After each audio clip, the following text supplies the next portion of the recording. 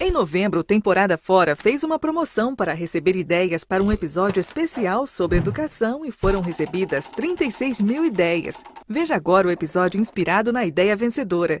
Você sabia que nos países desenvolvidos uma criança passa em média 12 anos na escola e no Brasil apenas 4,9 anos? Média inferior à de países como Argentina, Bolívia, Paraguai e até mesmo Zimbábue. A educação sempre foi importante, tanto que existem evidências que pinturas feitas pelos homens das cavernas há 40 mil anos nada mais eram que material de ensino. E até no Egito Antigo já existiam escolas que se assemelhavam com as nossas universidades atuais. Mas uma coisa que mudou durante toda a história foi quem tem acesso ao conhecimento, porque com a invenção da escrita e o desenvolvimento de conhecimentos abstratos, como a matemática, cada vez menos pessoas têm tido acesso.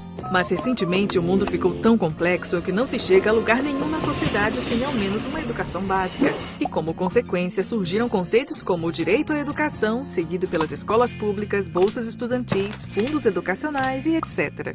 Já durante o período colonial brasileiro, a educação era vista como algo que atrapalhava a exploração dos recursos naturais e era obviamente desencorajada. Mas a fuga da família real portuguesa junto com toda a corte em 1807 também significava o fim do acesso às universidades portuguesas. E com a independência logo se viu a necessidade de se graduar os próprios advogados, médicos e engenheiros. Então o rei começou a investir na educação de nível superior e em 1870 a educação básica já era oficialmente garantida por lei a todo brasileiro. Mas acabou ficando somente na lei, pois era visto como desnecessário para um país agrícola e o Estado não tinha fundos suficientes para destinar à educação. E hoje em dia, será que o problema da educação ainda é falta de fundos? Desde a redemocratização, o gasto público com a educação vem dobrando consistentemente a cada novo governo. Mas será que os salários dos professores também dobraram a cada 4 anos nas últimas 2 décadas? Obviamente que não. Mas aonde será que esse dinheiro todo está indo? E seria esse o problema da educação? Professores mal pagos? Se compararmos a média salarial entre a rede pública e privada e levarmos em conta os benefícios da carreira pública, veremos que o salário médio na rede pública é maior. Mas isso não significa que os professores da rede pública ganham bem,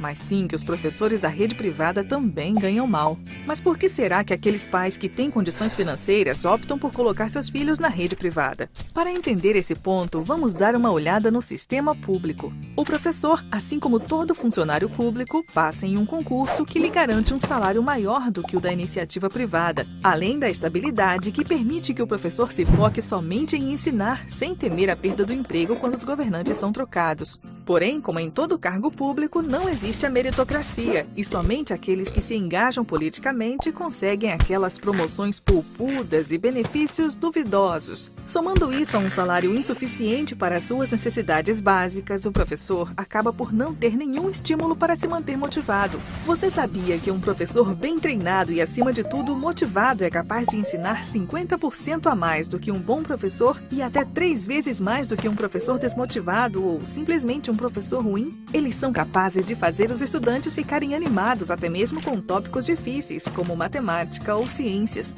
Logo, promover a meritocracia não seria somente justo, mas também eficiente. Mas e aqueles professores que sequer gostam de ensinar e estão lá apenas porque passaram no concurso? O que acontece com eles? Bem, já que eles não podem ser mandados embora, eles acabam sendo transferidos para os bairros aonde nenhum outro professor deseja ir. Aqueles bairros pobres com altas taxas de criminalidade e onde os pais precisam trabalhar o dia todo só para terem o que comer. É fácil perceber que ali estão as crianças que mais precisam de assistência e boa educação. E aí nos perguntamos se as escolas são ruins e têm uma alta taxa de desistência porque estão localizadas nos bairros ruins, ou se os bairros são ruins porque as escolas são de péssima qualidade e não conseguem dar uma boa educação aos estudantes. Seja qual for a resposta, a única coisa que essas crianças têm é a sua educação. Mas infelizmente os traficantes e criminosos sabem disso e transformam essas escolas em campos de recrutamento. Porque para um adolescente que não teve uma educação adequada, o caminho do crime parece ser mais fácil. E todo esse descaso com a educação fez do Brasil um dos lugares mais bem-sucedidos em graduar criminosos, já que o número de prisioneiros e crimes sem solução não para de subir ano após ano. E por falar em crime, Você sabia que o valor gasto por mês por cada prisioneiro é o mesmo valor que o governo gasta na educação de uma criança por 7 meses?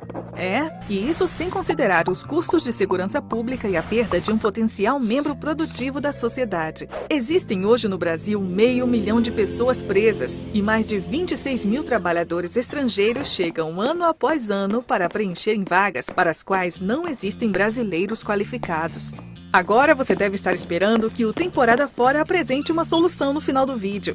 Mas infelizmente a vida real não é um vídeo e o que podemos fazer é divulgar as verdadeiras consequências da péssima qualidade da educação pública de nível básico. Cabe a você que está aí assistindo ajudar a divulgar esse vídeo e agir, pois se ficarmos esperando que os políticos resolvam, vamos continuar esperando porque vai demorar e muito. Se você, assim como o Temporada Fora, acredita que apenas juntos vamos conseguir mudar essa vergonha, divulgue esse vídeo e não se esqueça de colocá-los nos seus favoritos e inscrever-se no canal, porque isso ajuda bastante.